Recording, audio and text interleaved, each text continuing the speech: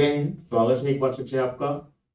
मध्य प्रदेश वर्ग 2 की जो चयन परीक्षा हो रही है, जो कि सिलेक्शन टेस्ट है, जिसमें कि आप सीधे वर्ग 2 में शिक्षक बनने वाले हैं, उस पर मैं लगातार क्लासेस ला रहा हूं। और उनके सारे इंपॉर्टेंट जो एमसीक्यूज हैं, क्योंकि ऑब्जेक्टिव क्वेश्चन के ही यहाँ पर 100 का सेट आएगा और इसमें आपको तैयारी करनी है। सोशल साइंस में मैं लेके आ रहा हूँ ये इंडियन हिस्ट्री। सोशल साइंस का जो पेपर है उस पर मैं ये लगातार क्लासेस ला रहा हूँ। इससे पहले लगातार मैं सोशल साइंस के मिक्स्ड क्वेश्चंस ला रहा हूँ, जिसकी की 3 क्लासेस हो चुकी हैं। वो आपने अगर नहीं देखी है तो आप उनको भी कंप्लीट कीजिएगा। उसका लिंक आपको इस वीडियो के डिस्क्रिप्शन बॉक्स में मिल जाएगा, वहां से क्लिक करके आप उनको भी कंप्लीट कीजिएगा। लगातार वो क्लासेस भी चलती रहेंगी। आज मैं आपके सामने शुरू कर रहा हूँ इंडियन हिस्ट्री का पार्ट पूरा कंप्लीट। यहाँ पर इंडियन हिस्ट्री के क्वेश्चंस आपको मिलने वाले हैं। पहली क्लास है और इस क्लास में आपको वो सारे इंपॉर्टेंट क्वेश्चंस जो कि पैटर्न वाइज होते हैं, सिलेबस में जो दिया हुआ इंडियन हिस्ट्री, उस पर मैं क्वेश्चंस ला रहा हूँ। क्लास फर्स्ट है। साथ ही साथ ये जो क्वेश्चंस हैं ये उन सभी विद्यार्थियों के लिए होंगे जो कि अन्य परीक्षा की भी तैयारी कर रहे हैं इंडियन हिस्ट्री, जिसमें सिलेबस में इंक्लूड है। तो वो सभी विद्यार्थी भी मेरी इस वीडियो को लगातार देखें। इसमें पूरे एमसीक्यूज आपको पैटर्न वाइज और विथ फुल एक्सप्लेनेशन आपको मिलने वाले हैं। तो क्लास को अंत तक देखिएगा। क्लास को शेयर और लाइक जरूर कीजिएगा अगर आपको पसंद आ रहा है। लगातार देखते रहिएगा। उसके लिए आपको मेरे चैनल को फॉलो कर लेना है, स्टडी कॉन्सेप्ट को ऑल नोटिफिकेशन के साथ में। साथ ही साथ अगर आप फेसबुक पर देख रहे हैं तो फेसबुक के पेज को आप फॉलो कर लीजिए। नोटिफिकेशन मिलते रहेंगे और आप लगातार मेरे इस क्लासेस से जो कि लगातार चल रही हैं उनसे आप जुड़े रहेंगे। तो इंडियन हिस्ट्री की ये पहली क्लास है, एमसीक्यू की पैटर्न वाइज है।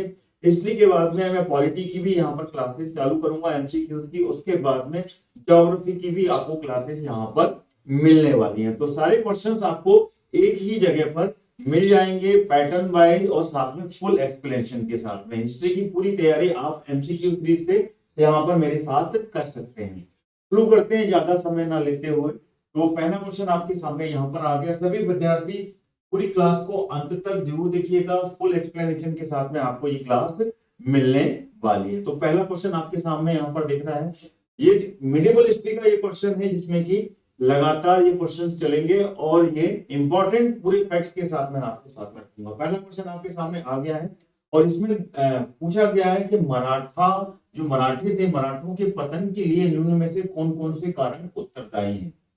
मराठा एम्पायर जो था उसमें उनका जो पतन हुआ था, पतन के लिए कौन कौन से कारण उत्तरदायी है, ये क्वेश्चन बनता है। और इस क्वेश्चन में 4 ऑप्शन आपके सामने दिए हैं और उसके बाद में इन चारों में से कौन कौन से ऑप्शन यहाँ पर सटीक बैठते हैं इस क्वेश्चन में, वो आपको यहाँ पर बताना है।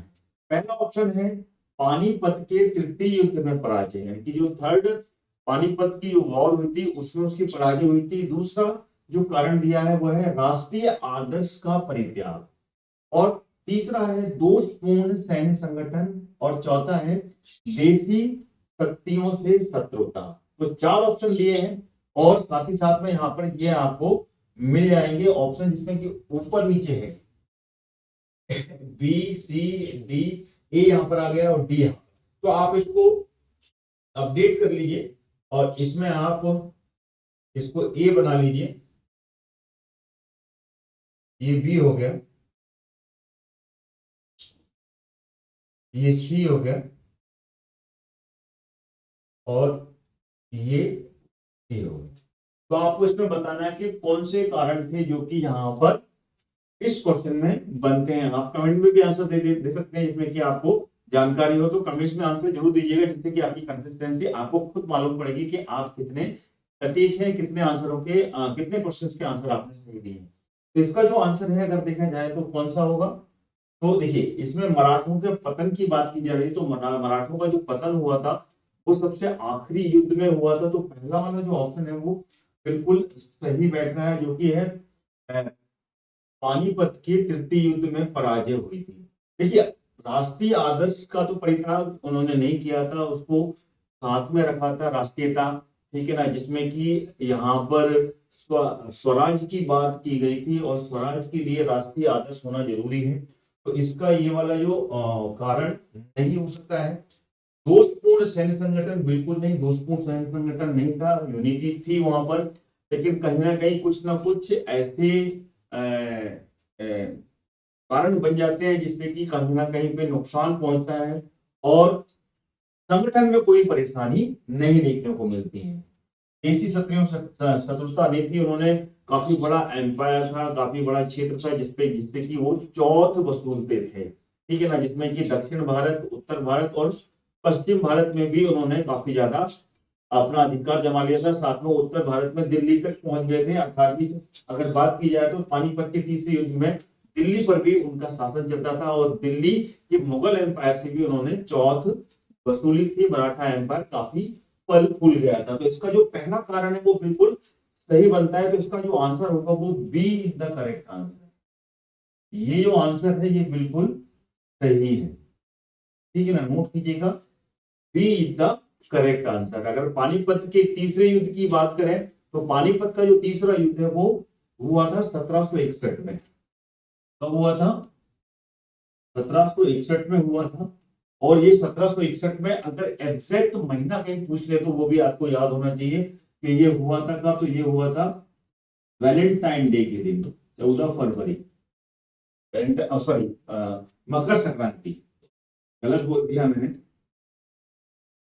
14 फरवरी को ये युद्ध की शुरुआत हुई थी। 14 जनवरी 1761 को ये अफगानी आक्रमणकारी जो था, जो अफगानी अटैकर था, अहमद शाह अब्दाली, अहमद शाह अब्दाली या फिर अहमद शाह जो दुर्रानी वंश का था, उसके साथ में ये युद्ध होता है। और अहमद शाह अब्दाली ने लगातार ये हमले की शुरुआत भारत में जो आक्रमण किए थे, ये 1748 से ये आक्रमण किए थे और 1767 तक ये आक्रमण चलते रहे थे। तो ये लगातार भारत में, पश्चिमी भारत से ये आगे की तरफ में बढ़ता रहा, ठीक है ना, जो कि अफगानी आक्रमणकारी था अहमद शाह अब्दाली। 1761 में ये युद्ध हुआ था और इस युद्ध में मराठाओं की बहुत भारी पराजय हुई थी।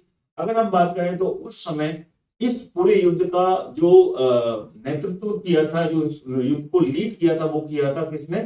भाऊ, सदाशिव भाऊ, जो मराठा सेनापति के रूप में माने जाते हैं, लेकिन सेनापति नहीं थे एग्जैक्ट में। अगर एग्जैक्ट बात की जाए तो एग्जैक्ट मराठा इस सेना के, जो कि तीसरा मराठा युद्ध था, उसमें जो सेनापति के रूप में आए थे वो थे बालाजी बाजीराव के पुत्र थे विश्वासराव। विश्वासराव, ठीक है, विश्वासराव यहाँ पर सेनापति के रूप में, यहाँ पर एक प्रकार से नाम मात्र के सेनापति के रूप में इनको यहाँ पर ये यहाँ पर थे। लेकिन अगर एग्जैक्ट देखा जाए तो यहाँ पर लीड किया था सदाशिव भाव, जो कि उनके कजिन, ठीक है ना, कजिन थे, यानी कि चचेरे भाई थे विश्वास राव के। उनके उनके नेतृत्व में ये सेना ने युद्ध किया था, जिसका नाम था सदाशिव राव। सदाशिव राव, जिनको भाव के नाम से पुकारा जाता था। ये आपको बिल्कुल याद होना चाहिए क्योंकि ये सब चीजें पूछी जाती है। सदाशिव राव थे ये, जिनको के भाव के नाम से पुकारा जाता था, भाव। उन्होंने यहाँ पर लीड किया था। 1761 में हुआ था ये लड़ाई और बहुत बुरी तरीके से यहाँ पर मराठाओं की हार हुई थी। मराठे यहाँ पर हार गए थे और पूरी तरीके से मराठा एम्पायर यहाँ पर डिक्लाइन हो गया था, पूरी तरीके से हार गया, ठीक है ना। अगर हम बात करें तो इससे पहले यहाँ पर लगातार कम से कम उत्तर भारत में दिल्ली तक इन्होंने शासन किया, जैसे मैंने बताया, और लगभग 13 वर्ष तक यहाँ पर दिल्ली पर भी मराठाओं ने यहाँ पर शासन किया, ठीक है। चलिए आगे बढ़ते हैं। अगला प्रश्न आपके सामने ये रहा, क्वेश्चन नंबर 59। निम्नलिखित में से किस व्यवस्था के तहत कृषक को भूमि पर अधिकार छोड़ना पड़ा? ऑप्शन आपके सामने है। जो भूमि पर अधिकार, किसान जो थे, ठीक है ना, ये जो इंग्लिश कॉलोनियल पीरियड था, ब्रिटिश कॉलोनियल पीरियड, जो अंग्रेजों का शासन हुआ, उस समय का ये क्वेश्चन है। किस व्यवस्था के तहत किसानों ने को भूमि का अधिकार छोड़ना पड़ा था? तो इसमें ऑप्शन आपके सामने यहाँ पर दिख रहे हैं। महालवाड़ी बंदोबस्त व्यवस्था जो थी, या फिर स्थायी बंदोबस्त व्यवस्था, या रैयतवाड़ी बंदोबस्त व्यवस्था, या फिर उपरोक्त में से कोई नहीं। कौन सा ऑप्शन इसमें से सही होगा? तो ये आप इसका आंसर दे सकते हैं कि which one is the correct answer. अगर आपको पता है तो कमेंट बॉक्स में इसका आंसर आप दे दें। इसका जो आंसर है, अगर यहाँ पर देखा जाए तो इसका जो आंसर यहाँ पर देखना पड़ता है, जिसमें कि किसानों ने अपनी भूमि पर अधिकार खत्म कर दिया था, मतलब वो कौन सी व्यवस्था थी, तो वो थी स्थायी बंदोबस्त व्यवस्था। ठीक है ना, परमानेंट सेटलमेंट जिसको कहा गया है, तो इसको आप याद कर लीजिएगा। परमानेंट सेटलमेंट जब शुरू हुआ था उस समय किसानों का जो भूमि थी, वो अधिकार क्षेत्र यहाँ से किसानों को खोने पड़े थे, और ईस्ट इंडिया कंपनी ने ये अधिकार जमींदारों को दे दिया था। जमींदारों को भूमि का स्वामी यहाँ पर नियुक्त किया था। जमींदार भू राजस्व उसको बोलते हैं, जिसको लगान बोला जाता है, वो यहाँ से वसूलते थे और वो उनका इन पर अधिकार होता था। अगर हम स्थायी बंदोबस्त यानी कि परमानेंट सेटलमेंट की बात की जाए, तो परमानेंट सेटलमेंट की शुरुआत जो होती है वो होती है 1793 में। 1793 की बात की जाए तो उस समय भारत का जो गवर्नर जनरल था वो कौन था, वो था कॉर्नवालिस। कौन था, नोट कीजिएगा, कॉर्नवालिस। इंपॉर्टेंट है, ये क्वेश्चन बिल्कुल पूछे जा सकते हैं, किसी भी एंगल से क्वेश्चन पूछा जा सकता है। कॉर्नवालिस के समय में ये परमानेंट सेटलमेंट की शुरुआत हुई थी, उसने ही यहाँ पर शुरू की थी, कॉर्नवालिस ने इसको लागू किया था। और ये जो लागू हुआ था ये हुआ था बंगाल, ठीक है ना, बंगाल में ये हुआ था, ये भी आप नोट कीजिएगा। बंगाल में स्थायी बंदोबस्त की शुरुआत हुई थी, वहां पर इसको लागू किया था। तो इसको बंगाई का स्थायी बंदोबस्त भी कहा जाता है, बंगाल का की स्थायी बंदोबस्त व्यवस्था भी इसको कहा जाता है। और यहाँ पर क्या है, जमींदारी व्यवस्था के नाम से भी इसको जाना जाता है। अगला नाम बिल्कुल नोट कीजिएगा, अगला नाम है इसको जमींदारी व्यवस्था। अगर ऐसे क्वेश्चन आए तो ऐसे भी आप लगा सकते हैं, जमींदारी व्यवस्था किसको कहा जाता है और ये कब शुरू हुई थी और किसकी गवर्नर कौन गवर्नर जनरल था, तो ये भी आप याद रखिएगा। इसको जमींदारी व्यवस्था के नाम से भी जाना जाता है, क्योंकि यहाँ पर किसानों की भूमि जमींदारों को दे दी गई थी और जमींदारी यहाँ पर टैक्स वसूल कर, टैक्स कवर करके अंग्रेजों को दिया करते थे। स्थायी बंदोबस्त व्यवस्था में जो एक इंपॉर्टेंट बात थी यहाँ पर, जो भू राजस्व था, भू राजस्व का जो 11वां हिस्सा था, 11वां हिस्सा यहाँ पर जमींदारों को रखना पड़ता था। और इसके मतलब 10/11वां हिस्सा जो था वो अंग्रेजों को, और 1/11वां हिस्सा जो था वो जमींदारों को रखना पड़ता था। यानी कि नोट कीजिएगा, ये जो हिस्सा था 10 में से ये हिस्सा अंग्रेजों को आता था, और 1/11वां हिस्सा जमींदारों को मिलता था।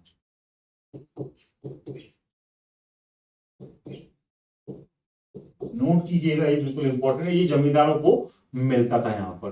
तो यहाँ पर क्या है ना कि अगर जमींदार जो राजस्व है वो नहीं चुका पाते थे तो उनकी जमीन अंग्रेज भी जब्त कर लेते थे, यानी कि अंग्रेज उनसे जब्त करके उस जमीन की दोबारा से नीलामी करते थे, और वो जो जमीन थी वो किसी अन्य जमींदार को दे दी जाती थी। यानी यहाँ पर जमींदारों पर भी काफी ज्यादा अंकुश लगाए गए थे, काफी ज्यादा नियम यहाँ पर इम्प्लीमेंट किए गए थे, तो जमींदारों पर भी सख्ती होती थी।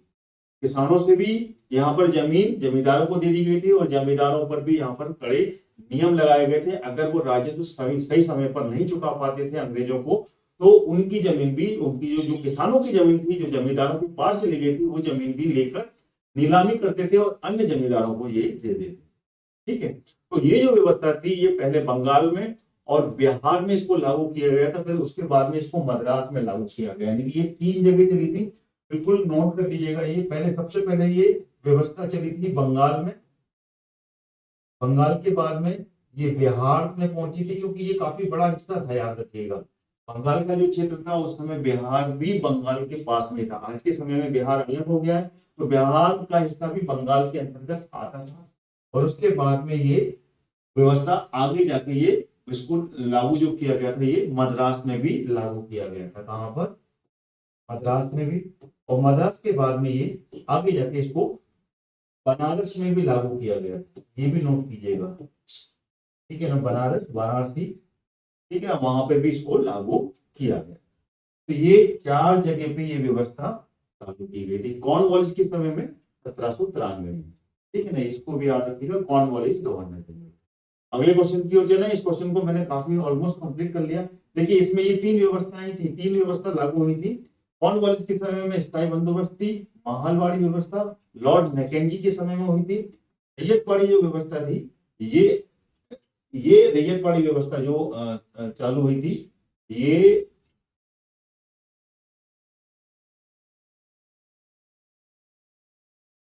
1718 में चालू हुई थी। और ये रैयतवाड़ी व्यवस्था किसानों के साथ में चालू हुई थी, ठीक है ना। किसानों को ही इसमें पूरी भूमि का अधिकार दिया गया था और वहां से ये टैक्स पड़े थे। तो ये तीन व्यवस्थाएं यहाँ पर चालू की गई थी, ठीक है। चलिए अगले क्वेश्चन की ओर चलते हैं।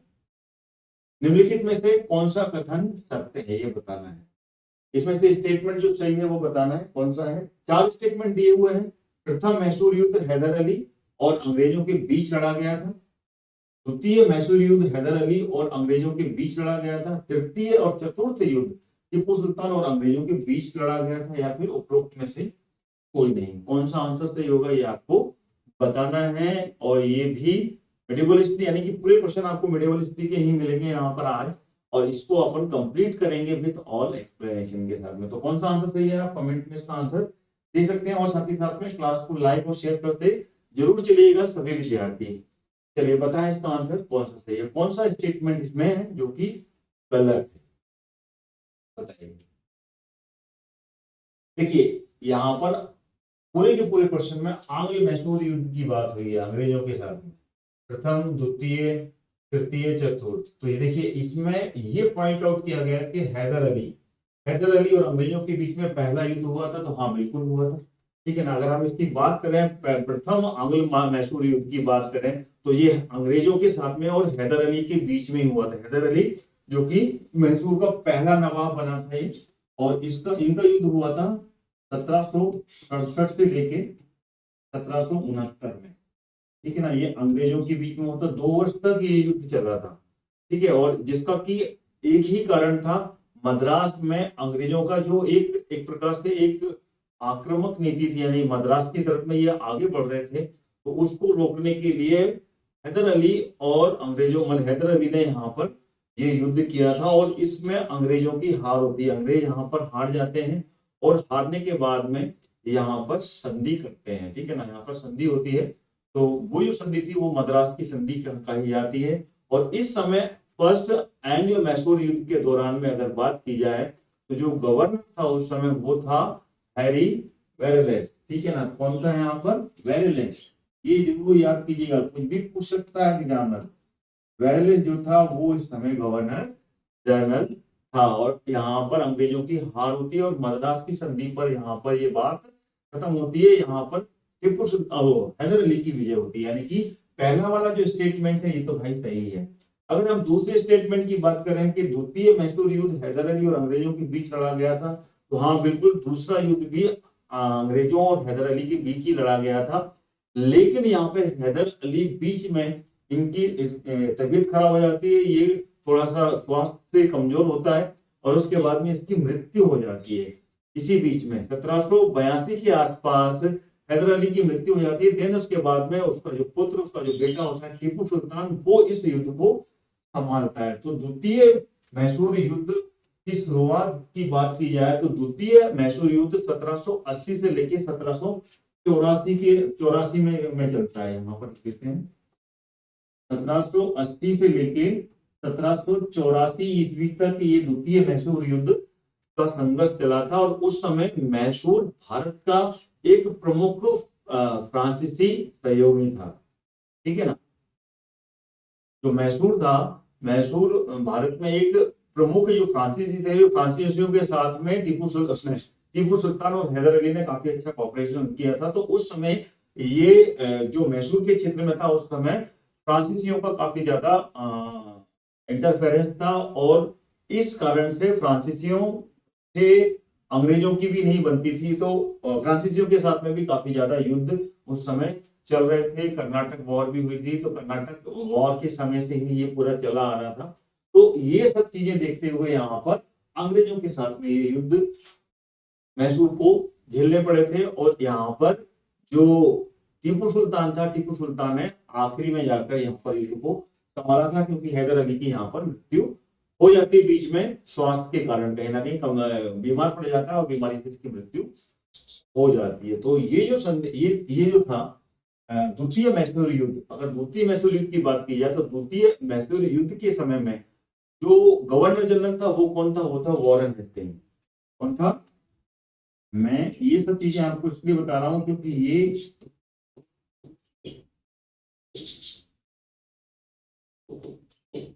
क्वेश्चन बन सकते हैं। वॉरेन हेस्टिंग के समय में ये युद्ध हुआ था। वॉरेन हेस्टिंग जो यहाँ पे गवर्नर जनरल, उस समय गवर्नर, इस समय तक तो गवर्नर था पैलेस, क्योंकि और उसके बाद में जब 1765 में बक्सर का युद्ध होता है, बक्सर के युद्ध के बाद में यहाँ पर गवर्नर जनरल बन जाता है। और गवर्नर जनरल जो कि पहला गवर्नर जनरल जो बनता है वो रॉबर्ट क्लाइव बनता है। रॉबर्ट क्लाइव के बाद में फिर सेकंड जो आता है वो वॉरेन हेस्टिंग आता है। तो वॉरेन हेस्टिंग जो था उस समय में ये युद्ध हुआ था। अब तृतीय और चतुर्थ यानी कि ये भी स्टेटमेंट सही है। तीसरे स्टेटमेंट की बात करें तो तीसरा और चौथा युद्ध टीपू सुल्तान और अंग्रेजों के बीच हुआ था, ऑब्वियसली, क्योंकि पहले दूसरे युद्ध में ही टीपू सुल्तान ने यहाँ पर प्रवेश कर लिया था।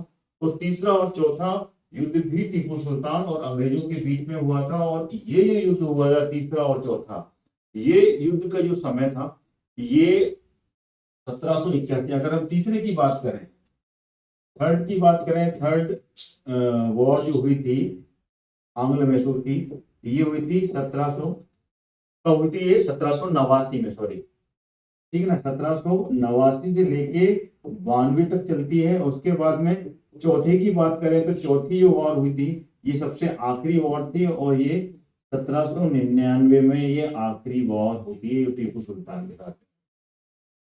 ठीक है, तो ये तीन युद्ध होते हैं। ये जो संधि थी आंग्ल मैसूर सेकंड वाली, ये मैंगलोर की संधि कहलाती है।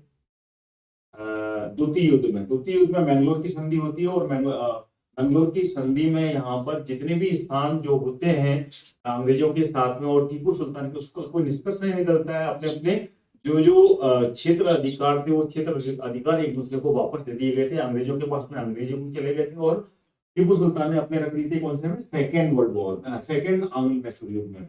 थर्ड आंग्ल मैसूर युद्ध की जो संधि होती है वो श्रीरंगापट्टनम की संधि होती है, जो कि 92 में होती है। और ये बहुत ही ज्यादा बेइज्जत करने वाली संधि होती है। और इसमें टीपू सुल्तान को अपना आधा राज्य अंग्रेजों को देना पड़ता है। इसमें हार हो जाती है टीपू सुल्तान की। और साथ ही साथ में युद्ध की क्षति के रूप में 3 करोड़ रुपए देने पड़ते हैं। कितने? 3 करोड़ रुपए देने पड़ते हैं। और इस समय की बात की जाए तो कॉर्नवालिस ने टीपू सुल्तान के दोनों पुत्रों को अपने कैद में रखा था जब तक कि वो युद्ध क्षति की 3 करोड़ की राशि देना दे। ये भी एक बहुत ही बेइज्जती वाली एक संधि थी जो कि श्रीरंगपट्टनम की संधि कहा जाता है। चौथा युद्ध जो होता है उस युद्ध में जो मैसूर युद्ध होता है उसमें आंग्ल मैसूर युद्ध में टीपू सुल्तान की पूरी तरीके से हार होती है। और हार होने के बाद में यहाँ पर जो पूरा का पूरा राज्य वो खत्म होगा। ठीक है, तो इसके तीनों ऑप्शन सही है, यानी कि इसका जो आंसर है अगर देखा जाए इसका आंसर है D. D is the correct answer, यानी कि क्वेश्चन को समझाना मेरा उद्देश्य था। आंसर तो आपको पहले से क्लियर हो जाना चाहिए था। ठीक है, तो इसका जो डी ऑप्शन है वो इसका सही आंसर है। अगला प्रश्न आ गया आपके सामने, ये 1809 में अमृतसर की संधि निम्नलिखित में से किस कारण से संपन्न हुई थी? अमृतसर की संधि यानी कि सिख एम्पायर की बात हो रही है। और सिख एम्पायर के समय ये संधि की गई थी। तो ऑप्शन आपके सामने सिख एम्पायर के दिख रहे होंगे। महाराजा रणजीत सिंह की महत्वाकांक्षा को देखते हुए पहला ऑप्शन है, उसे सतलज नदी से आगे बढ़ने की रोकने के लिए ये अमृत की संधि की गई थी क्या? या फिर बी ऑप्शन, प्रथम आंग्ल सिख युद्ध की समाप्ति के लिए ये संधि हुई थी। सी ऑप्शन, अमृतसर में एक अंग्रेज रेजिमेंट की नियुक्ति के लिए ये संधि हुई थी। या फिर उपरोक्त सभी। कौन सा ऑप्शन सही होगा?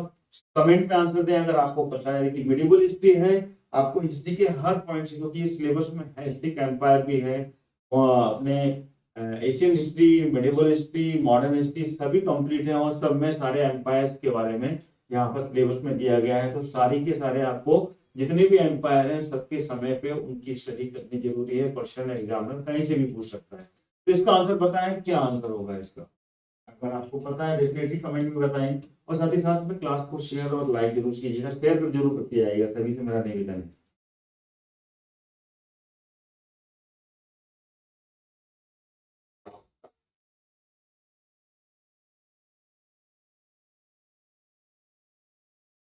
बताएं। देखिए इसका ये 1809 की बात है। 1809 में अमृतसर की जो संधि हुई थी, सबसे पहले तो आपको ये 1809 के समय की बात याद रखनी पड़ेगी। सिख एम्पायर पड़ा है, उस समय किसका शासनकाल। 1809 की बात की जाए तो इस समय महाराजा रणजीत सिंह का ही शासनकाल था, तो पहला ऑप्शन इसका बिल्कुल सही होगा। महाराजा रणजीत सिंह की महत्वाकांक्षा को देखते हुए सतलज नदी पर उनको रोकने के लिए अंग्रेजों ने संधि की थी, तो A option is the correct answer. ठीक है ना, ज्यादा समय नहीं लूंगा मैं, फटाफट आपको बता दूंगा। महाराजा रणजीत सिंह की बात की जाए तो उन्होंने ही सिख एम्पायर की, सिख जो साम्राज्य है उसकी स्थापना की थी। और ये स्थापना की बात की जाए तो ये स्थापना हुई थी 1798 में। 1798 में महाराजा रणजीत सिंह ने सिख साम्राज्य की स्थापना की। और 1798 और 99 ये जो समय बताया जाता है इसी समय हुई थी। और इस समय ही इन्होंने सिख साम्राज्य का काफी ज्यादा यहाँ पर प्रसार किया था, काफी ज्यादा व्यापक बना दिया था। एक के बाद में एक इन्होंने टेरिटरी जो क्षेत्र थे उस पर अपना अधिकार जमा लिया था। पश्चिमी भारत पे भी काफी अधिकार जमाया था, जिसमें कि सुल्तान, लाहौर, ये सब धीमे धीमे करके कब्जे में ले लिए थे। नीचे देखा जाए तो कश्मीर का क्षेत्र भी इनके अंडर में आ गया था, उस पर भी अधिकार इन्होंने जमा लिया था। ठीक है, तो ये जो संधि थी, ये संधि अंग्रेजों ने रणजीत सिंह के का जो व्यापक अधिकार जो फैलाते जा रहे थे महाराजा रणजीत सिंह, उसको रोकने के लिए अंग्रेजों ने महाराजा रणजीत सिंह के साथ में ये संधि की थी। दबाव में आके वो डर गए थे कि यहाँ पर अगर सिख एम्पायर का ये जो व्यक्ति है अगर ये आगे बढ़ा तो हम ज्यादा दिन तक यहाँ पर नहीं टिक पाएंगे और हमें भी यहाँ से भगा देगा। तो ईस्ट इंडिया कंपनी की खुद की महत्वाकांक्षा के कारण ये संधि जो थी महाराजा रणजीत सिंह के साथ में की थी, जिसमें कि सतलज नदी, तो सतलुज नदी है उसको बॉर्डर बनाया था। और उसमें ये संधि जो हुई थी ये 1809 में हुई थी, और ये हुई थी 25 अप्रैल को, इसको भी याद कर लीजिएगा। ये संधि हुई थी 25 अप्रैल, अप्रैल के माह में हुई थी। और 1809 में ये संधि की गई थी महाराजा रणजीत सिंह के साथ में, जिसमें कि पूर्वी सीमा, सतलुज नदी की जो पूर्वी सीमा है वो सीमा से अंग्रेज, और पश्चिमी सीमा जो होती वो सिख एम्पायर की सीमा कहलाती थी। ठीक है, और इसमें ईस्ट इंडिया कंपनी और महाराजा रणजीत सिंह के बीच में संधि हुई थी। और इस संधि में भारत सिख जो भारत में जो सिख के साथ में, जो सिख एम्पायर के साथ में जो संबंध थे, रिलेशनशिप को यहाँ पर तय किया था अंग्रेजों ने। और संधि के तहत दोनों पक्ष ने एक दूसरे के साथ में जो युद्ध था, युद्ध ना करने का वादा किया था, जिसमें कि सिख भी अंग्रेजों के साथ में युद्ध नहीं करेंगे और अंग्रेज भी सिख के साथ में कहीं पे भी आक्रमण नहीं करेंगे। ये महाराजा रणजीत सिंह के साथ में ये संधि हुई थी। लेकिन आगे जाके जब महाराजा रणजीत सिंह की मृत्यु हो जाती है, उसके बाद में सिख एम्पायर में गुटबाजी हो जाती है, और वहां पर जो सरदार थे वो गद्दार निकलते हैं और अंग्रेजों के साथ में मिलके यहाँ पर ये भूमिका निभाते हैं। और फिर जाकर ये सिख एम्पायर धीमे धीमे करके टूटता है, और आगे जाकर जो सिख वार होती है उसका रूप यहाँ पर लेते हैं।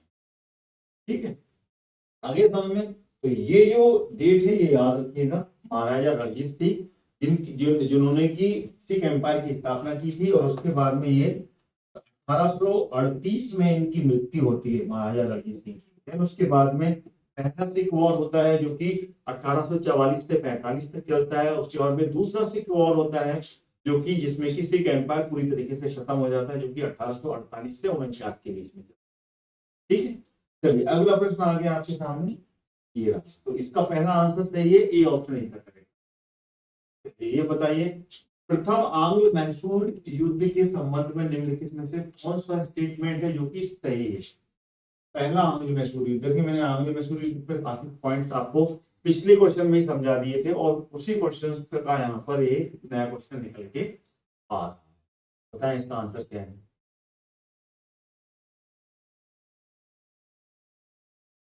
ये ऑप्शन दिया हुआ है, विस्तारवादी नीति तथा हैदर अली के द्वारा फ्रांसीसियों के समर्थन और अंग्रेजों के द्वारा मराठा तथा हैदराबाद के साथ में संधि करना, पहला ए ऑप्शन दिया है। दूसरा, इस युद्ध में हैदर अली को करारी पराजय का सामना करना पड़ा था। प्रथम आंग्ल मैसूर युद्ध की बात हो रही है और इस युद्ध की समाप्ति 1769 में मद्रास की संधि से हुई थी।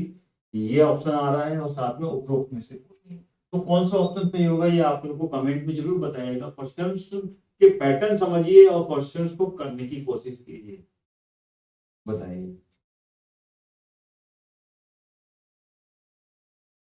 क्लास को शेयर और लाइक जरूर करते रहिएगा साथ में, और चैनल को फॉलो कर लीजिए, लगातार ये क्लासेस चलेंगी। और इसका जो आंसर है वो है सी, सी इज द करेक्ट आंसर। जो मैंने आपको पहले ही बताया था, ये युद्ध की समाप्ति जो हुई थी ये 1769 की मद्रास की संधि पर हुई थी। This is the correct answer. बाकी जो ऊपर के दोनों ऑप्शन गलत हैं।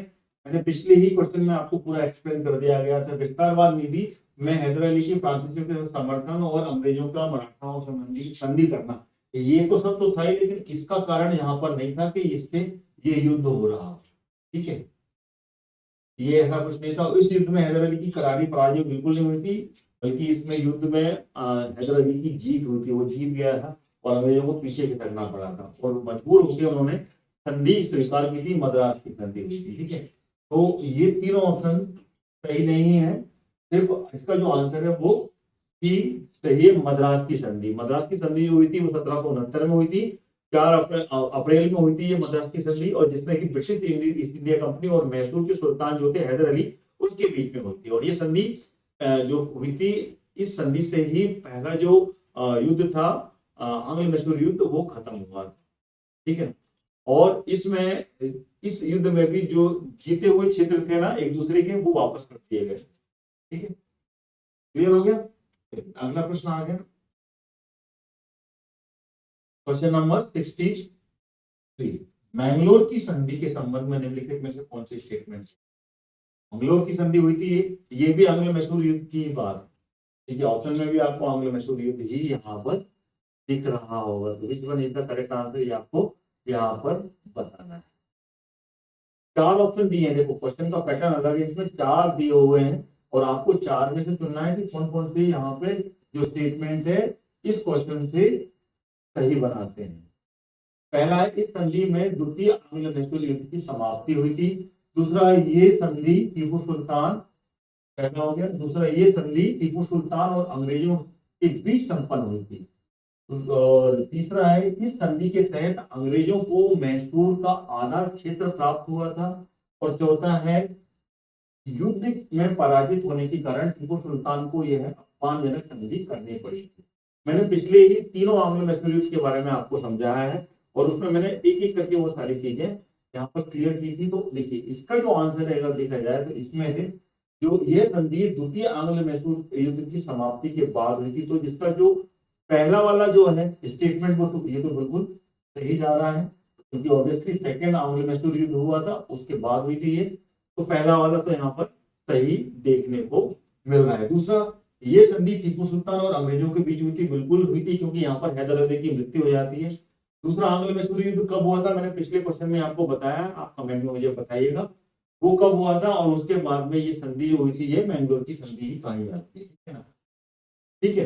तो दूसरा आंग्ल मैसूर युद्ध जो हुआ था उसकी संधि जो हुई थी, उस संधि के बाद में यहाँ पर अंग्रेज और टीपू सुल्तानों के बीच में, यानी कि दोनों स्टेटमेंट है। तीसरी की बात यह है, तीसरे में क्या स्टेटमेंट है, ये संधि के तहत अंग्रेज को मैसूर का आधा क्षेत्र प्राप्त हुआ था, नहीं हुआ था। आधा क्षेत्र जो प्राप्त हुआ था वो श्रीरंगापट्टनम की थर्ड वॉर हुई थी आंग्ल मैसूर युद्ध, उसमें यहाँ पर अंग्रेजों को यहाँ पर आखिरी आधा राज्य प्राप्त हुआ था।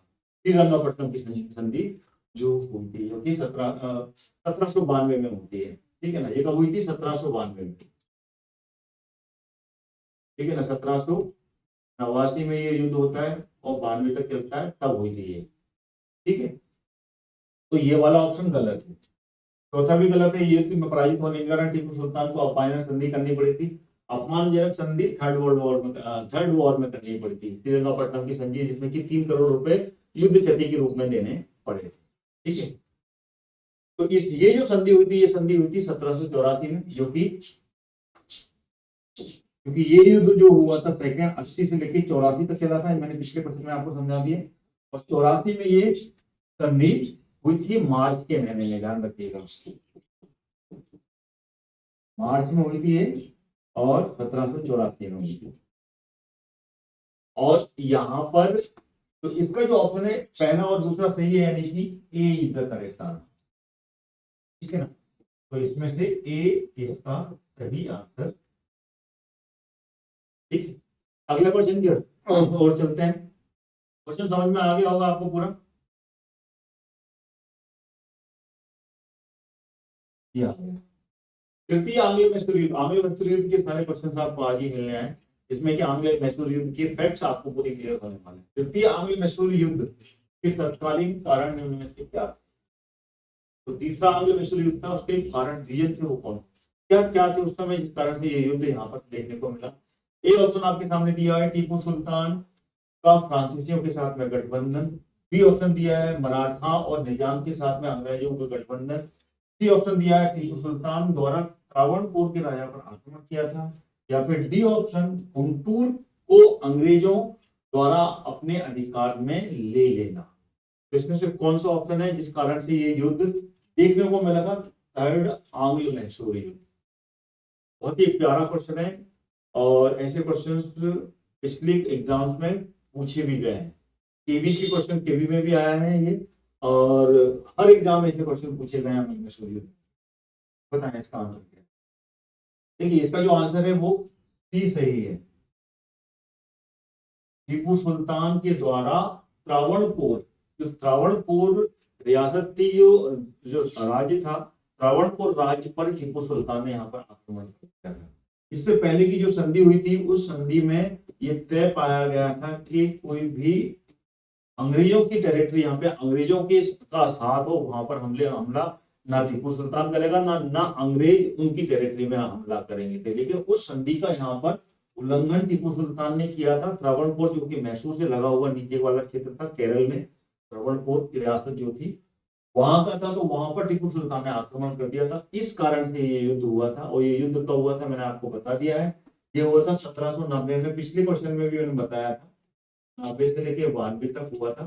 और ये बहुत ही बुरा इसमें तरह हार हुई थी, और बहुत ही बेइज्जत वाली यहाँ पर संधि भी करनी पड़ी थी। पिछले क्वेश्चन में पूरा समझा चुका हूं, तो ज्यादा समझाने की जरूरत नहीं है।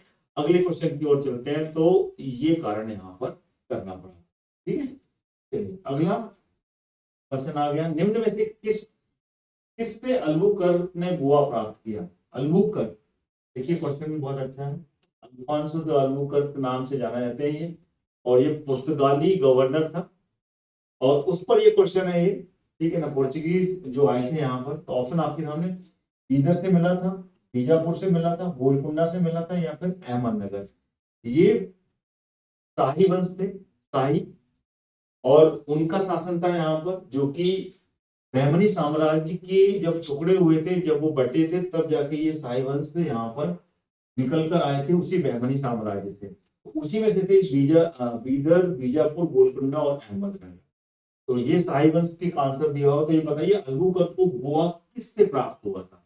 अगर आपको आंसर मालूम है तो आप इसका आंसर दे सकते हैं। Which one is the correct answer? Comment में आंसर दीजिएगा अगर आपको कमेंट में इसका आंसर पता है।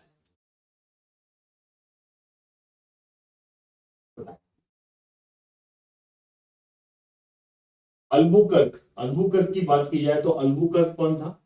अल्बुकर्क, इसका पूरा नाम है अल्फांसो डी अल्बुकर्क।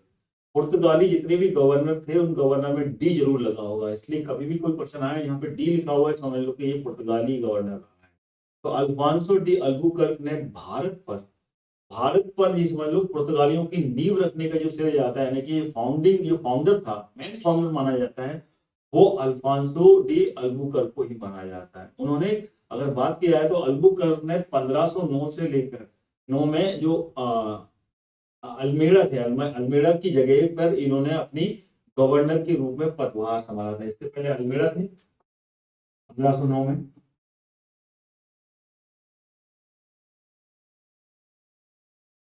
ठीक है ना। कौन थे? अल्मेड़ा,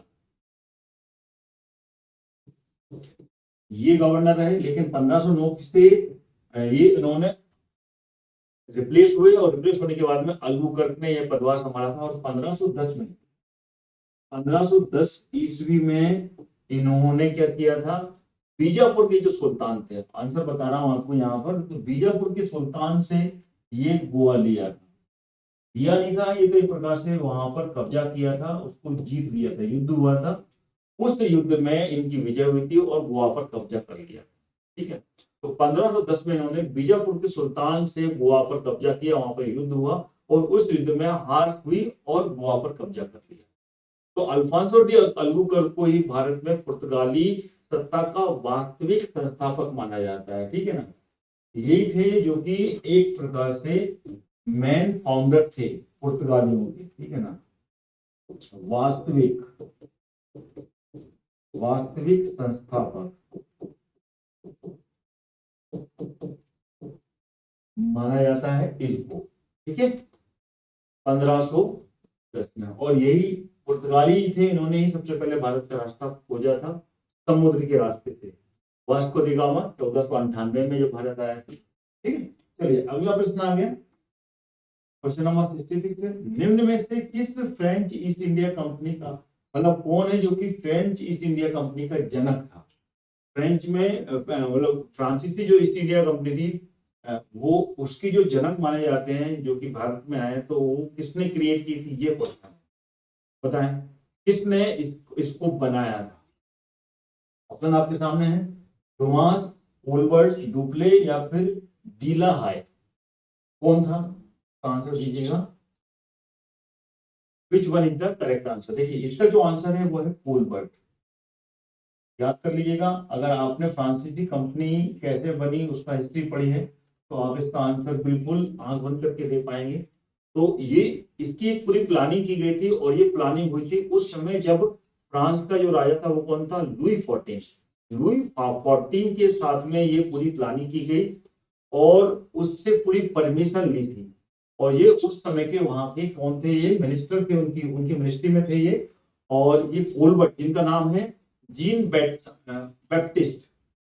बैप्टिस्ट कोलबर्ट के नाम से जाने जाते हैं। और जो उस समय के उनकी कैबिनेट में थे, उनके मंत्रालय में थे ये, और उन्होंने ही यहाँ पर ये पूरी की तरीके से प्लानिंग की थी। और ये लुई 14, ये जरूर याद रखिएगा, लुई 14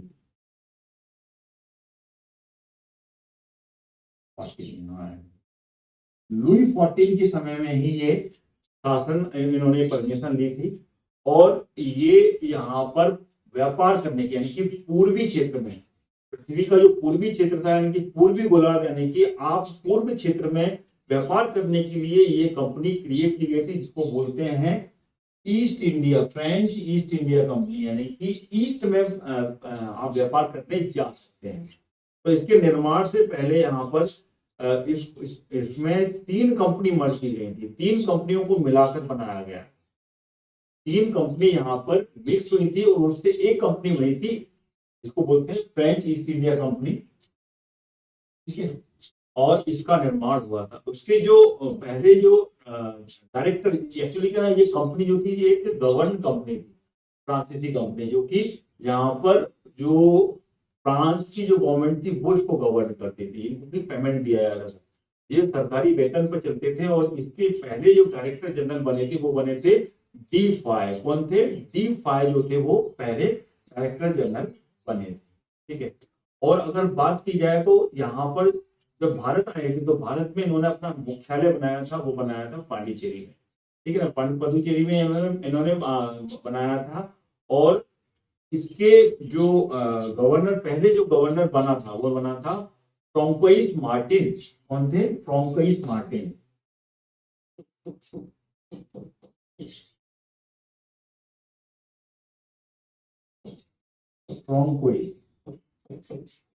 फ्रांकोइस मार्टिन जो कि पहले गवर्नर जनरल बने। ठीक है, इनका मुख्यालय कहाँ था, पुडुचेरी में इनका मुख्यालय प्रमुख रूप से देखा जाता है। ठीक है, इनके साथ में बहुत युद्ध अंग्रेजों के साथ में हुए थे। आंग्ल जो कर्नाटक वॉर हुई थी वो कर्नाटक वॉर फ्रांसीसियों के साथ में ही अंग्रेजों की हुई थी। हम कर्नाटक वॉर, द्वितीय कर्नाटक वॉर और तृतीय कर्नाटक वॉर, उसको भी याद कर लीजिएगा, उसमें भी क्वेश्चन बनेंगे। तीनों कर्नाटकवाद को, जिसपे कि हो सकता है क्वेश्चन यहाँ पे भी आपको मिलने को मिले। अगला प्रश्न आ गया आपके सामने, क्वेश्चन नंबर 67। इनमें मैच करना है, 1 2 3 4 5 दिया हुआ है, तो आगे पीछे हो रहा है इसमें। इसमें पांडिचेरी दिया हुआ है, गोवा है, त्रवणकोर है और नागापट्टनम है। इनको की 1 2 3 4 इन डैन, डच, अंग्रेज और पुर्तगाली और फ्रांसीसियों के साथ में मैच करना है, और मैच करते हुए यहाँ पर आपको इसमें आंसर देने हैं। बताइए कौन सा आंसर सही होगा। निम्नलिखित में सुमित करना है कि पांडिचेरी पर कौन सा शासन था, गोवा पर, गोवा किसके कब्जे में था, त्रावणकोर किससे मैच करता है, नागापट्टनम, और ये चार ऑप्शन है ABCD, और नीचे मैच करते हुए बताना है। क्लास को शेयर जरूर करते रहिएगा और क्लास को लाइक कीजिएगा, जिससे कि अन्य स्टूडेंट जो कि तैयारी कर रहे हैं वो भी देख पाए। ये ऐसे क्वेश्चन है जो कि हर एग्जाम में पूछे जाते हैं, हिस्ट्री के हैं, तो इसलिए जो भी विद्यार्थी हैं, चाहे वो वर्ग 2 की चयन परीक्षा के हो या फिर अन्य एग्जाम्स या फिर सिविल सर्विस की तैयारी कर रहे हैं, उनके लिए बहुत इंपॉर्टेंट। पता है इसका आंसर क्या है, which one is the correct answer. देखिए इसको अपन मैच करने की कोशिश करते हैं यहाँ पर, जिससे कि आपको क्लियर होगा कि कौन सा आंसर इसमें सही होगा। देखिए मैंने अभी पिछले क्वेश्चन में आपको बता दिया था कि पांडिचेरी पर किसका शासन था, तो पुडुचेरी पर जो शासन था, ठीक है ना, वो था फ्रांसीसियों का। उनका मुख्यालय बना था, नहीं बना था, अभी मैं पिछले क्वेश्चन में आपको समझा। तो इसका अगर देखा जाए तो एक का जो है वो पाएगा। अगर एक दो ऑप्शन भी आपके इसमें मिल जाते हैं तो आपको पूरा आइडिया हो जाएगा, दो ऑप्शन भी सही होंगे कौन सा आंसर सही होगा। तो ए का तो 5 हो गया, तो ए का 5 किसमें मिल रहा है, सी और डी में मिल रहा है। ठीक है, तो ये याद रखिए। अब गोवा, गोवा की बात किया है तो गोवा पर किसने अधिकार किया था, पुर्तगालियों ने। ठीक है, तो पोर्चुगीज, यानी कि पोर्चुगीज ये। बी का 4, तो बी का 4 किसमें मिल रहा है, बी का 4 सी में मिल रहा है, डी में नहीं मिल रहा है। यानी कि आप दो दूसरे भी नहीं मिल रहे हैं तो भी आप आंसर, अगर दो के मालूम है तो भी आप आंसर लगा सकते हैं, बाकी दो ऑटोमेटिकली आपके सही होने ही वाले हैं। तो ऐसे क्वेश्चन में ये आसानी रहती है। बाकी आप मैच कर लीजिए। अब सी का 1 दिया हुआ है, यानी कि त्रावणकोर। त्रावणकोर पर कौन सी रियासत कौन साथ में थी, ठीक नहीं सॉरी, ये ये गलत है, यहाँ पर ये अपडेट कीजिएगा। तीसरे ये त्रावणकोर पर जो शक्ति काम करती थी, वो काम करती थी अपनी अंग्रेजों की छत्र छाया में ये रियासत चलती थी। अंग्रेजों ने इसको सपोर्ट करके रखा था, इसलिए इसको अपडेट कीजिएगा अंग्रेज, है ना। और नागापट्टनम की बात किया जाए तो नागापट्टनम में यहाँ पर डच थे। ठीक है ना, ये बिल्कुल सही है। तो सी इज द करेक्ट आंसर। ठीक है, डच यानी कि डेनमार्क के भी आए थे ना। डच कंपनी की भी स्थापना हुई थी, जो सबसे पहले इंडोनेशिया में आके बिजनेस किया था। इंडोनेशिया से फिर वापस होते हुए अंग्रेज यहाँ पर भारत में भी इन्होंने अपना मुख्यालय बनाया था और भारत में भी अपनी फैक्ट्री लगाई थी डचों ने। ठीक है, डच भी आए थे, डेनिश भी आए थे। तो इस प्रकार से 5 की कंपनी भारत में व्यापार करने आई थी, पोर्चुगीज, फ्रांसीसी, अंग्रेज, और अंग्रेज के बाद में अपने डेनिश और डच। ठीक है, डेनिश में ज्यादा, डैन मतलब डेनिश, डेनिश ज्यादा दिन तक व्यापार नहीं कर पाए थे और अपना पूरा का पूरा जो व्यापार था वो अंग्रेजों के हाथ में बेच के चले गए। ठीक है, चलिए अगला प्रश्न आ गया था, निम्नलिखित में से किसने तृतीय आंग्ल मराठा युद्ध के दौरान अंग्रेजों के विरुद्ध मराठा संघ का निर्माण किया था। मराठा एम्पायर पे ये क्वेश्चन है। ऑप्शन आपके सामने है, सिंधिया, होलकर, पेशवा या भोसले। कौन सा आंसर सही होगा ये आप मुझे बताएं, which one is the correct. Class को शेयर और लाइक जरूर करते रहिएगा आप, अगर आप देख रहे हैं तो। बार बार मैं रिक्वेस्ट कर रहा हूँ, पिछली क्लासेस में भी मैंने आपसे रिक्वेस्ट की है कि आप मेरी क्लास को लाइक जरूर कीजिएगा और साथ में शेयर। क्लास को पूरा देखिएगा, बहुत प्यारे क्वेश्चन यहाँ पर आपको मिलने वाले हैं। इसका जो आंसर है वो क्या है, which one correct answer, comment में आंसर दीजिए। तो इसका जो आंसर है वो है सी, पेशवा। पेशवा ने, ठीक है ना, यहाँ पर मराठा संघ का दोबारा निर्माण, देखिए मराठा संघ तो बन गया था, लेकिन मराठा संघ को दोबारा से एकजुट करने का काम किया था वो पेशवा ने किया था। उस समय के पेशवा कौन थे, पेशवा थे बाजीराव द सेकंड। बाजीराव द्वितीय। बाजीराव द्वितीय जो थे वो उन्होंने ही यहाँ पे अपना पूरा का पूरा कार्यभार संभाला था और उन्होंने ही सबसे पहले अंग्रेजों के साथ संधि की थी। बसीम की संधि का जो श्रेय जाता है वो बाजीराव सेकंड के साथ में आता है, जिन्होंने अंग्रेजों का दामन थामा था, जो कि हुआ था सेकंड जो आंग्ल मराठा युद्ध था 1802 में।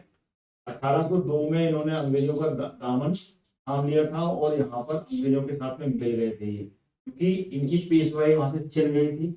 होलकर ने आक्रमण कर दिया था और होलकर के साथ में इनकी हार हो गई थी और ये हार के भागकर ये बसीन चले गए थे। और बसीन में जाकर इन्होंने अंग्रेजों के साथ संधि की थी कि मुझे अपनी गद्दी वापस चाहिए, और गद्दी वापस जाने के लिए अंग्रेजों के साथ में मिल गए थे। और तब जाके 1802 में सेकेंड आंग्ल मराठा युद्ध होता है, अंग्रेजों के साथ में मिलकर ये मराठा संघ के साथ युद्ध लड़ते हैं।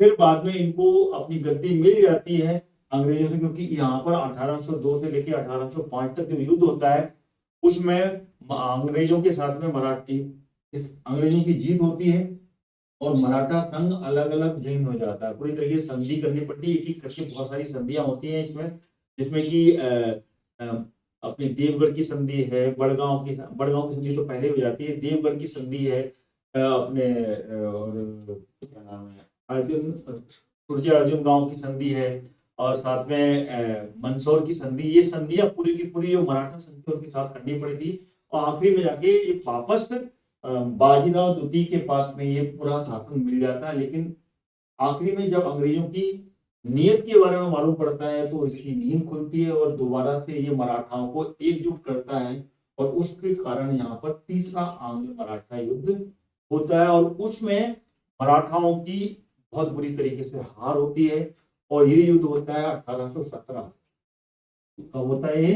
1817 और 1818 में ये युद्ध होता है और इसमें मराठाओं की हार होती है। और हार होने के बाद में यहाँ पर अधिकांश हिस्से पर अंग्रेजों का जो है कि अधिकार हो जाता है। जब अंग्रेजों का अधिकार हो जाता है तो यहाँ पर जो अंतिम पेशवा थे बाजीराव सेकंड, बाजीराव द्वितीय को बोलते हैं, उनको यहाँ से निष्कासित कर दिया जाता है। पेशवाई से निष्कासित, पेशवाई भी खत्म कर दी जाती है और यहाँ पर इनको निष्कासित करके बिठूर पहुंचा दिया जाता है। बिठूर कानपुर के पास में, ध्यान रखिएगा, इनको कहाँ पहुंचा दिया जाता है? बिठूर पहुंचा दिया जाता है। बिठूर जो कि कानपुर के पास में है और वहां पर इनको पेंशन पर छोड़ दिया जाता है, यानी कि पेशवाई खत्म और पेंशन पर छोड़ दिया जाता है कानपुर के पास में बाजीराव द्वितीय। और इन्हीं के समकालीन महारानी लक्ष्मीबाई, जो कि नानाजी के साथ में रही थी, नानाजी तात्या टोपे, ध्यान रखिएगा, बाजीराव द्वितीय के साथ में। ठीक है, आ गया समझ में? अगला प्रश्न आ गया, ठीक है। ये हिस्ट्री तो इतनी वाइड है, अगर मराठा पढ़े तो मराठा पे हम 1 घंटे खत्म कर देंगे, इसलिए थोड़ा थोड़ा मैं आपको उस क्वेश्चन के बारे में बेसिक बता रहा हूँ। ठीक है, चलिए अगला प्रश्न आ गया, जैसे कि अगले क्वेश्चन में वो बाकी की चीजें भी धीमे धीमे करके कवर होंगी जब क्वेश्चन आएंगे। तो क्वेश्चन, निम्न पेशवाओं का सही क्रम क्या है? क्लासेस मैंने पूरी कंप्लीट करके रखी है, उन क्लासेस को भी देख के आप पूरी प्रिपरेशन कर सकते हैं, जिसमें कि मराठा एम्पायर मैंने पूरा पढ़ा दिया है। मराठा एम्पायर की क्लासेस भी आपको मेरे चैनल पे मिल जाएंगी और अन्य सिख एम्पायर भी मैंने कंप्लीट कर लिया। सिख एम्पायर भी आप वहाँ पे पूरी स्टडी कर सकते हैं। तो एक एक करके सारे एम्पायर वहाँ पर मैं कंप्लीट करते जा रहा हूँ, जिससे कि आप अपनी हिस्ट्री की पूरी कंप्लीट प्रिपरेशन कर पाएंगे। एमसीक्यूज आप लगा सकते हैं आप मेरे साथ में, एमसीक्यू सीरीज भी लगातार चल रही है और क्लासेस भी चल रही है। चलिए बताइए, निम्न पेशवाओं का सही क्रम क्या है? बाजीराव प्रथम, माधवराव, नारायण राव और बाजीराव द्वितीय मराठा एम्पायर के ये पेशवा थे और इनका क्रम बताना है कि सबसे पहले कौन यहाँ पर पेशवा बन के आया, उसके बाद में सेकंड कौन सा था, थर्ड कौन सा, थर्ड और फोर्थ कौन सा। ऑर्डर ऊपर नीचे हो सकते हैं, इसके बीच के पेशवा मिस हो सकते हैं, लेकिन ये ऑर्डर आपको बताना है और इसके बाद में आंसर इनमें से बताना है।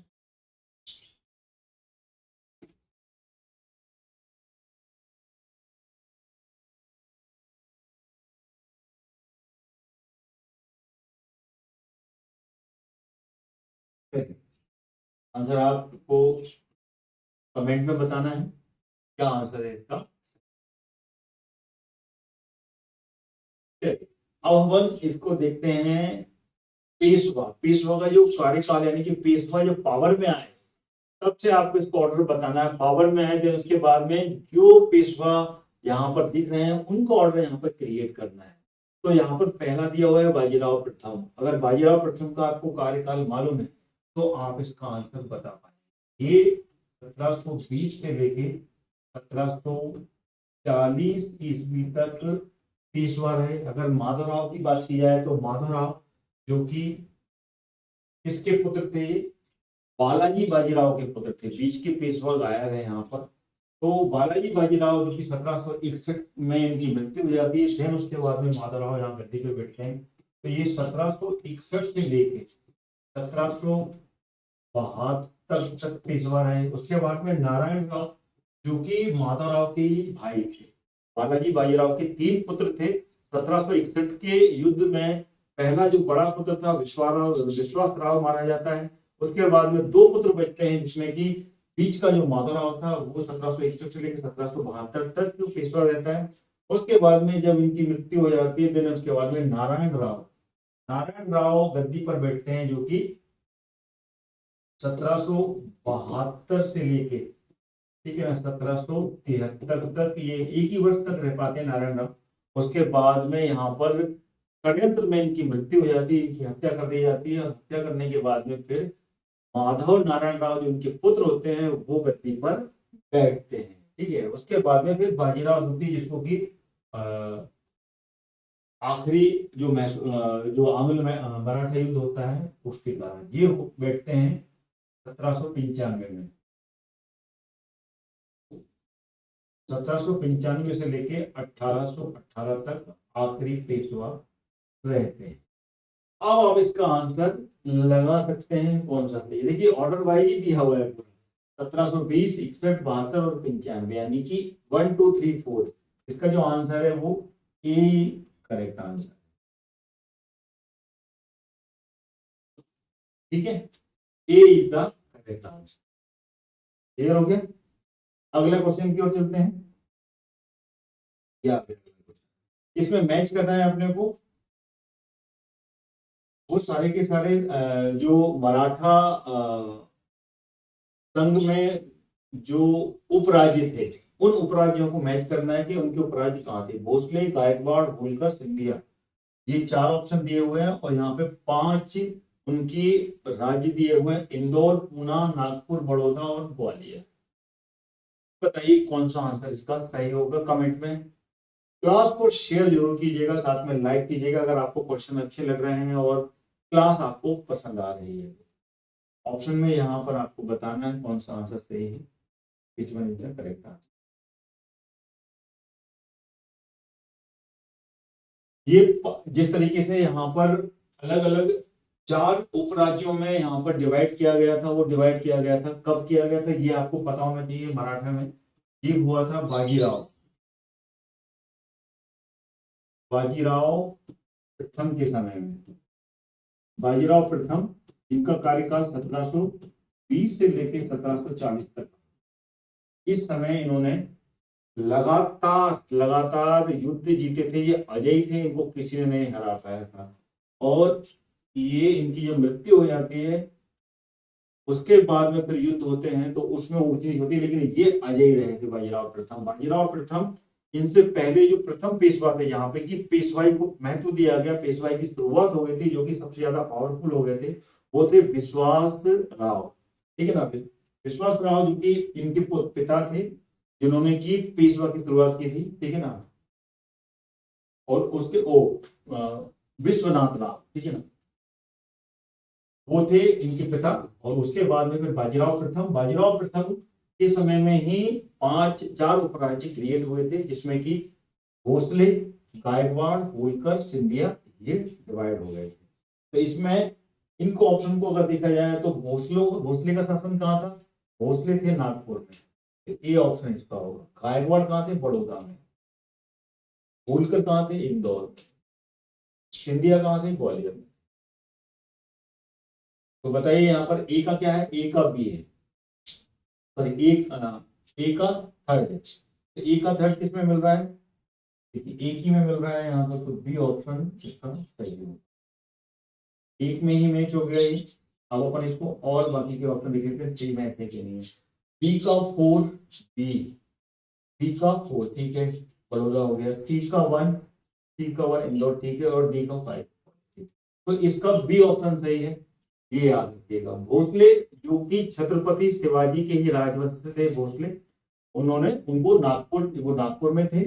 होलकर, होलकर वंश के जो संस्थापक थे मल्हारराव होलकर, जो कि 1731 में इन्होंने इंदौर को संभाला था। उसके बाद में अगर हम गायकवाड़ की बात किया है तो गायकवाड़ पर बाजीराव प्रथम ने विजय हासिल की थी। गायकवाड़ जो कि गुजरात का वंश था, जिसमें कि पिलाजी, जो पिलाजी गायकवाड़ थे, दामाजी गायकवाड़ के बाद में पिलाजी गायकवाड़ के समय में ही बाजीराव प्रथम ने यहाँ पर इसका जो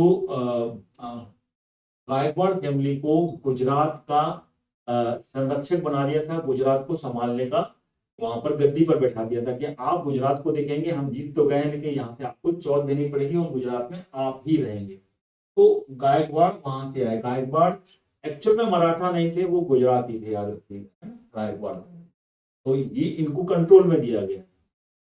क्लियर हो गया। गायकवाड़ आखिरी तक रहे थे। 1761 की लड़ाई में भी गायकवाड़ फैमिली ने, गायकवाड़ राजवंश ने जो तीसरा पानीपत का युद्ध हुआ था उसमें भी पार्टिसिपेट किया था। बाकी के सभी वंश थे उन्होंने भी किया था, लेकिन गायकवाड़ ने भी किया था। ठीक है ना, ये याद रखिएगा। ठीक है, लेकिन आगे जाके जब 1857 की लड़ाई हुई थी उस समय गायकवाड़ और जो सिंधिया थे, गायकवाड़, सिंधिया और होलकर, ये तीनों के तीनों अंग्रेजों के साथ में थे। इन्होंने उस युद्ध में पार्टिसिपेट नहीं किया था, ये याद रखिएगा। उस युद्ध में ये अंग्रेजों के पिछलग्गू बन गए थे और अंग्रेजों के साथ में रहे थे। ठीक है, इन्होंने युद्ध में पार्टिसिपेट नहीं किया था, अंग्रेजों के फेवर में। क्लियर हो गया। अगला क्वेश्चन, मराठा साम्राज्य का पतन हो गया। ये मराठा के ऑप्शन दिए हैं, मराठाओं पे भी क्वेश्चन बन गए। देखो इससे पहले मैंने आंग्ल मैसूर पे भी बताया था, उसके मतलब ये मिक्स क्वेश्चन आ रहे हैं आपके पास। इसका आंसर क्या है?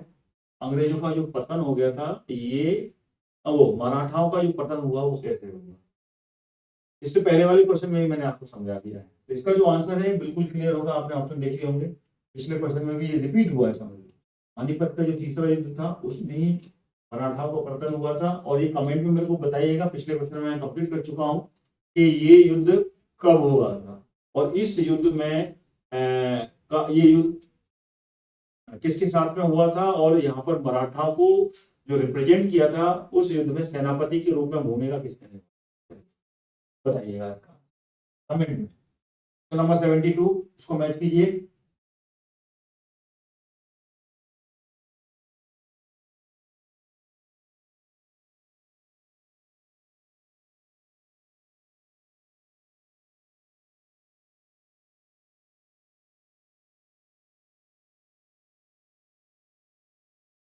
इसका जो आंसर है आपको बताना है, प्रथम आंग्ल मराठा, प्रथम कर्नाटक युद्ध। इसमें संधियां दी गई हैं, मैंगलोर संधि, पेरिस संधि, बड़गांव का युद्ध समझौता और एक्स ला सेपल की युद्ध की संधि और श्रीरंगपट्टनम की संधि। तो मैच करते हुए हुआ है कि प्रथम कर्नाटक युद्ध में कौन सी संधि हुई थी, तृतीय कर्नाटक युद्ध में कौन सी संधि हुई थी, तृतीय आंग्ल मैसूर की संधि कौन सी थी, और प्रथम आंग्ल मराठा में कौन सी संधि हुई थी। वो मैच करते हुए आपको आंसर यहाँ पर देना है। बताएं, क्वेश्चन समझ में आ गया हो? Which one is the correct answer?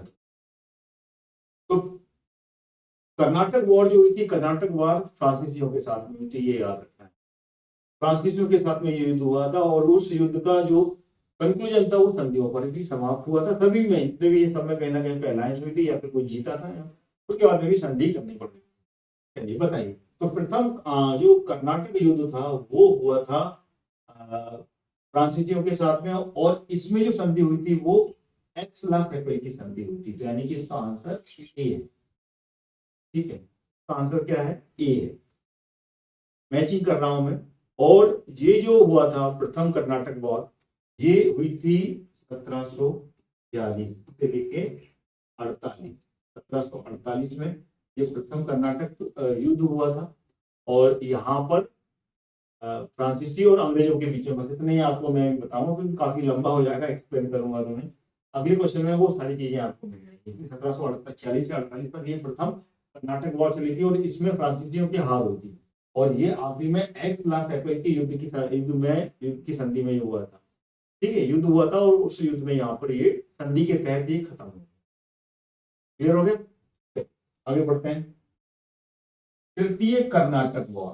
तृतीय कर्नाटक वॉर जो कि आखिरी कर्नाटक वॉर, ठीक है, यानी कि आखिरी फ्रांसीसी का युद्ध था और इस युद्ध में कंक्लूजन निकल गया। ठीक है ना, इसमें कंक्लूजन क्या निकल गया था? इसमें फ्रांसीसियों को का आधार तय हो गया था कि फ्रांसीसी यहाँ भारत में किस तरीके से शासन कर सकते हैं और उस पर क्या यहाँ पर नियम रहेंगे।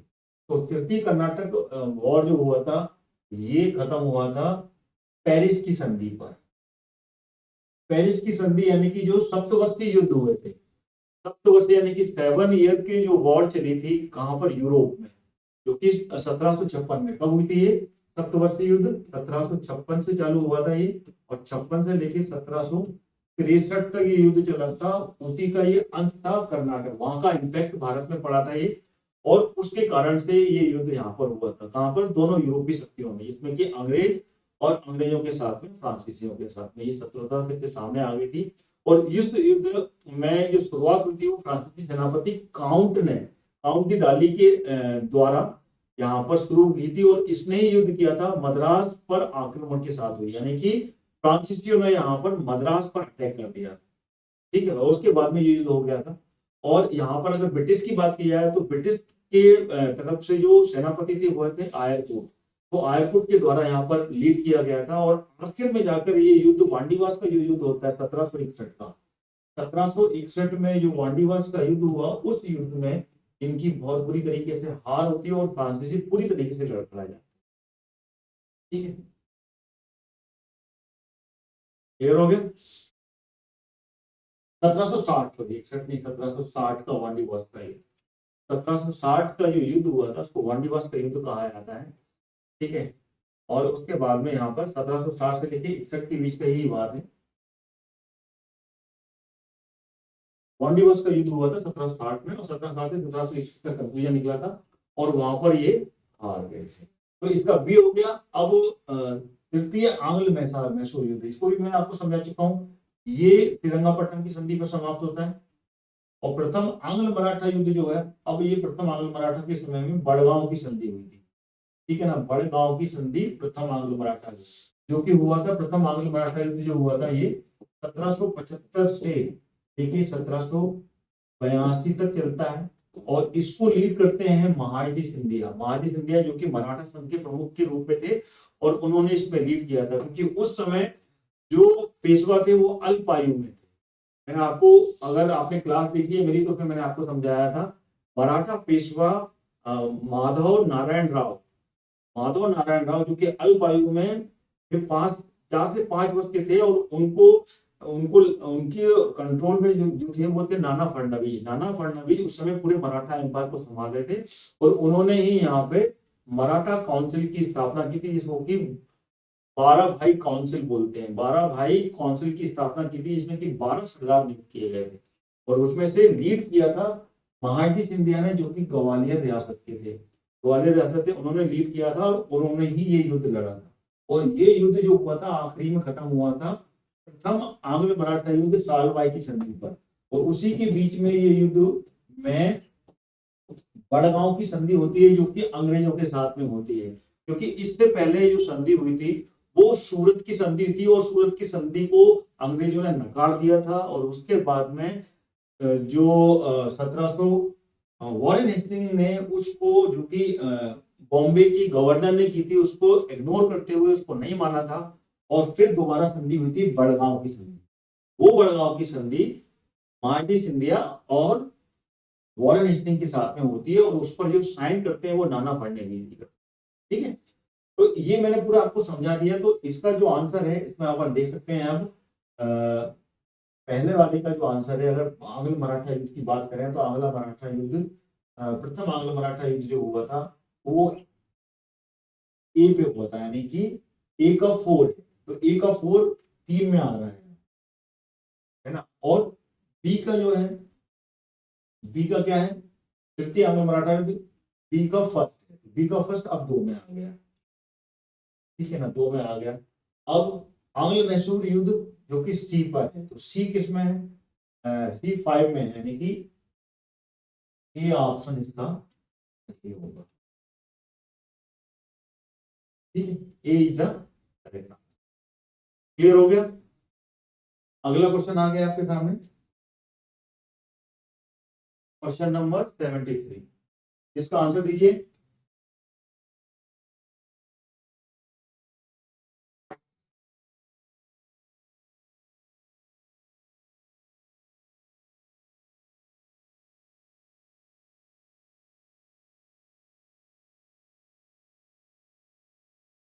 पुरंदर की संधि, अलीनगर की संधि, बनारस बसीन की संधि, इसमें भी संधि दी है। और ये संधि किन के साथ में हुई थी, कौन कौन थे जिनके साथ में ये संधियां हुई थी, वो क्वेश्चन है यहाँ पर।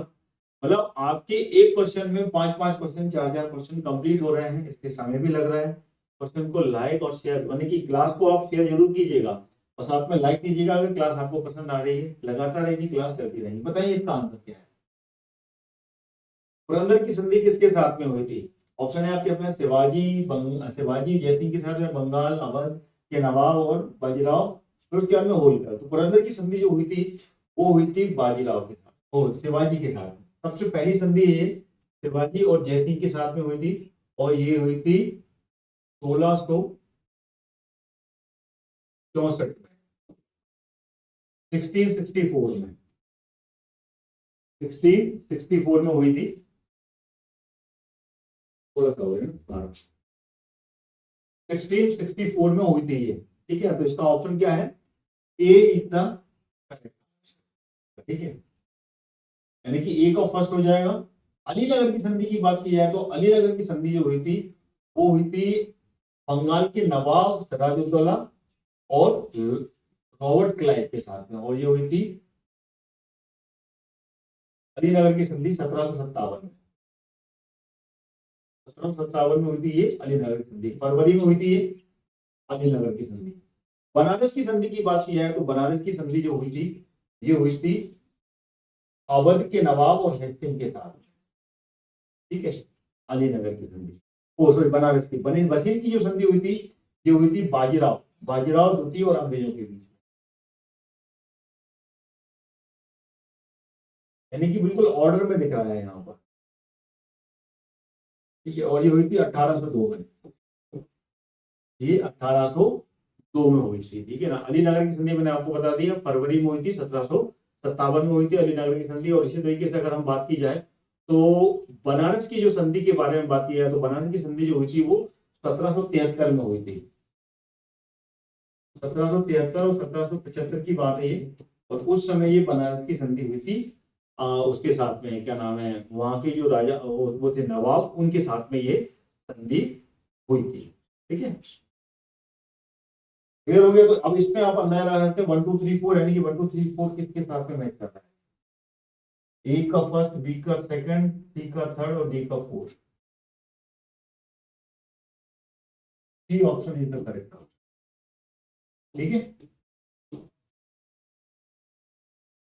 समझ में आ गया होगा आपको। तो क्लास आपको कैसी लगी ये आप बताइएगा साथ में, क्योंकि इस क्लास को अपन यही खत्म करते हैं। काफी क्वेश्चंस मैंने यहाँ पर कंप्लीट कर दिए।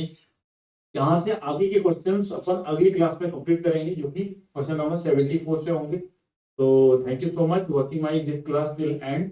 लगातार हिस्ट्री की क्लास अब चलती रहेगी, जिसमें कि पहली क्लास आपकी हो चुकी है। तो चयन परीक्षा के जितने विद्यार्थी हैं वो लगातार मेरी क्लास के साथ में जुड़े रहें और तैयारी करते रहे। साथ में अन्य एग्जाम की जो तैयारी कर रहे हैं विद्यार्थी, जिसमें कि हिस्ट्री सब्जेक्ट है, तो हिस्ट्री की पूरी एमसीक्यूज आपको चलेगी। थ्योरी क्लास आप भी देख सकते हैं और थ्योरी क्लास की भी आपको वीडियो मेरे चैनल पे मिल जाएंगे। Thank you so much watching my this and this till and. Thank you, लगातार देखते रहिएगा।